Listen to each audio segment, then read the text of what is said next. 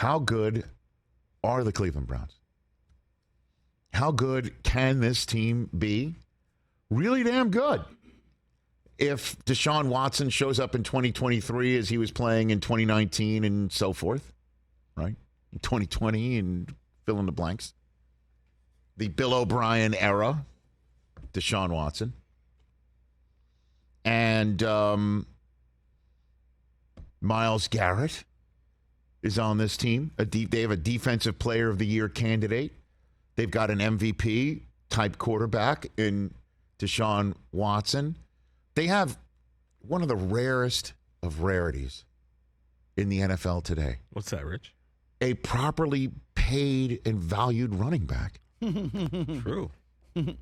Brockman That's and I agree. Weird. We took him in fantasy. That's weird. Gene and I did. Nick Chubb is. Chubb. So a team is actually paying their running back and they don't mind it? They're not threatening to cut him or cutting him? Not making him the a-hole, as you say? Really weird. They've got Amari Cooper. Can he show up like he showed up in Dallas, like he showed up in Oakland? That's how long ago we're talking about. Man. Can the Browns do this? One thing I don't think we'll be hearing from Cleveland, and man, do I hear that? Did I hear this last year and the year before from any Browns fan that takes in oxygen and breathes out carbon dioxide? Boy, did they hate their defensive coordinator with a passion. Oh, God. I don't know a single one that didn't want that defense and the way they were schemed or whatever, because everybody's an all-22 expert. Jim Schwartz is there now, folks. He's coordinating the defense. How good are the Cleveland Browns going to be? Do you know? Nobody knows. Kevin Stefanski, Coach of the Year, Kevin Stefanski. Of course, Coach of the Year in the year that Baker Mayfield was finally Baker Mayfield for the Cleveland Browns. Won a playoff game in Pittsburgh. Curb stomped the Steelers, which is exactly what Browns fans want. I mean, you want to talk about a piece of red meat for Browns fans. How about destroying the Steelers in a playoff game and ending their season? Of course, Kevin Stefanski had COVID, wasn't on the sidelines for that game. So who the hell are the Cleveland Browns? I have no idea, and I can't wait to see it play out as the Cleveland Browns start against the Cincinnati Bengals. Are they going to have Joe Burrow out there? And, of course, Browns fans, as they welcome the Bengals in with Joe Burrow, are one of the few people in the National Football League that would say, we don't care if Burrow's there because we beat Joe Burrow. Mm-hmm. With regularity, they beat Joe Burrow. They beat up Joe Burrow, and they beat him. The one team Joe Burrow struggles against. And then, I mean, talk about a start for the Cleveland Browns. Week 2, Monday Night Football, one of the doubleheaders at Pittsburgh. One of the 2 games on that Week 2 night. By the way, Monday Night Football doubleheaders weeks 2 and 3. Oh, Really? Yes. Oh, wow. love it. Home for the Tennessee Titans. The matchup of 2 teams in the NFL that have properly valued and paid running backs. What is going on? Does not compute. Home for the Baltimore Ravens. Rubber meeting the AFC North road in the first 4 weeks of the season. Wow, 3 division games to start. And then an early bye week. By the way, 3 division games to start, 2 of them at home. You got to win those. Yeah. You have to win those. Lamar versus Deshaun Watson. I believe for the first time, because Lamar was out when Deshaun came back. I don't even know if the Browns played the Ravens in the last 6 weeks of the season last year anyway, but who the hell are the Cleveland Browns going to be? Because if they come out of the chute and run it down your throat and Deshaun Watson extends plays as Deshaun Watson can do in his 1 preseason action against Washington a couple of weeks ago, 12-play drive stalled on the 1-yard line. Didn't miss a pass. Had a nice run. Like if that's the way they're going to go and do, and they win their home games, let's just say they don't beat the Pittsburgh Steelers in Pittsburgh. Let's just say, what if they start 3-1, hit that bye? They're 2-0, 2-1 in division. That's what we're talking. I have no idea. I'm just throwing it out there. They are, for my money, figuratively, of course, the shrug emoji team of the AFC. Don't know. Every year I come in on this show and I'm like, we don't know. The Giants were kind of a shrug emoji team last year. Could be terrible, could be good. They were good, as we all know. They were good, TJ. Ask the Minnesota Vikings how good they were. They're all right.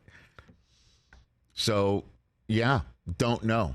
I'm kind of hovering around an NFC team, and we'll talk about that team later on in the program because we got a little bit more clarity as to how they're going to enter the season today.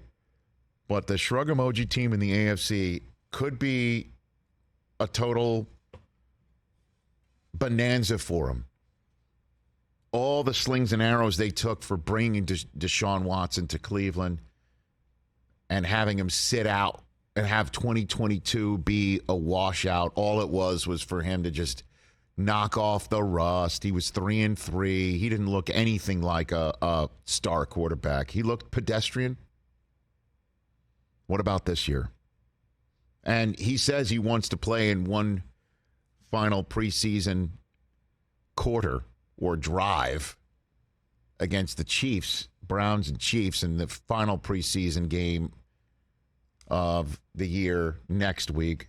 Kevin Stefanski played it fun and tongue-in-cheek, saying, you know, he's not supposed to spill the beans on that. I'll spill the beans for you. No chance. No chance.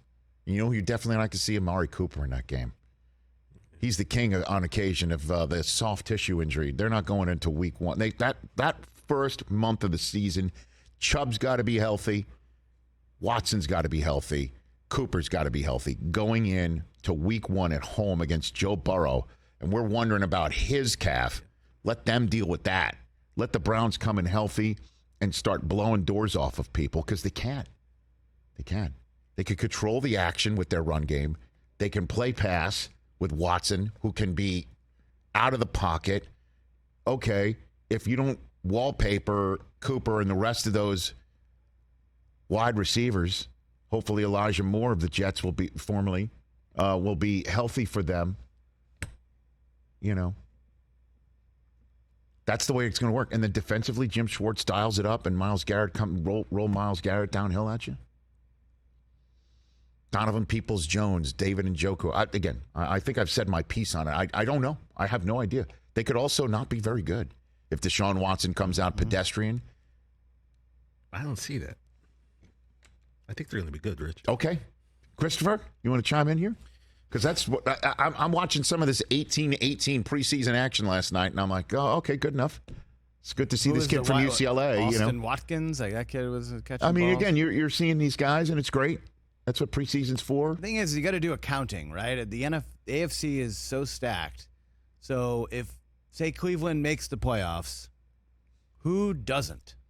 Is Baltimore down this year? Maybe Cincinnati they're down. Bro, this if year. Baltimore's maybe down, they don't make it. Because as you know, Baltimore. Let me just linger on that. Because you're right. You put one in, you got to take one out. Exactly. No doubt. And so, another mystery is what's the Ravens offense going to look like? Right. I mean, because we're just assuming it's going to be. Well, we know it will be different. And so all we've seen from Lamar coming in outside of his MVP season when he was going up top to Hollywood Brown, right? And torching the Dolphins in week one and then using that as a springboard for an MVP season. Ever since then, it's just been a lot of have your head on a swivel because the fullback could be carrying it, you know? Have your head on a swivel. One of those three tight ends is going to be coming at you, you know? Have your head on a swivel. You know, one of the wide receivers that you're not really scared about could be healthy enough to be playing today, and Lamar might be throwing to him. Yeah. Have your head on a swivel because it's Snoop Huntley because Lamar's hurt. Like, that's been the Ravens' offense the last couple of years, with all due respect to them.